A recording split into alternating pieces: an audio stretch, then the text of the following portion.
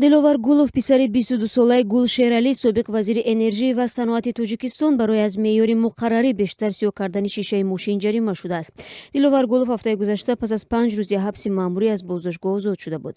Як манбаъ дар вазорати умури дохилии Тоҷикистон рӯзи 21 март дар суҳбат ба радиозодӣ гуфт, Диловар Гулов баъди озод шудан аз боздоштгоҳ шишаҳои нақлиёташро аз меъёри зиёд сиёҳ кардааст. Худравии Диловар Гулов ба қавли манбаъ нақлиёти тамғаи Галендваген будааст.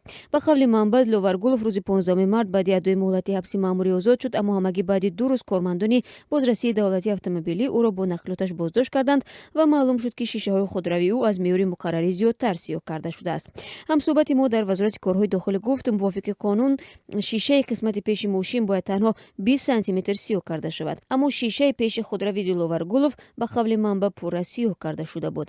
Мақомот мегӯянд нисбати Диловар Гулов бо моддаи 330 кодекси ҳуқуқ вайронкунии маъмурии Тоҷикистон санад тартиб доданд. Моддаи 330 идора намудани воситаҳои нақлиёт бо пардаҳои паҳлӯӣ ва яклухти ақиб, шишаҳои ойнагӣ, шишаҳои сиёҳухира ё маҷмӯи идоракунияшон аз тарафи рост ба андозаи 6250 сомони ҷарима муқаррар кардааст.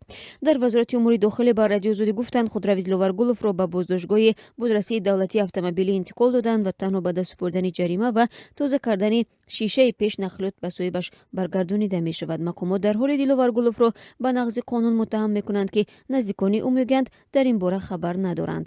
Гул Шералӣ, падари Диловар Гулов, рӯзи 21 март дар суҳбат бо радиозодӣ аз ҷарима шудани писараш изҳори бехабарӣ кард. Ӯ гуфт, аз ин рӯзҳо ҳазорҳо мошинро барои нақзи қоидаи сиёҳ кардани нақлиёт ҷарима мекунанд. Талошаи мо барои пайдо кардани ходи Диловар бенатиҷа буд.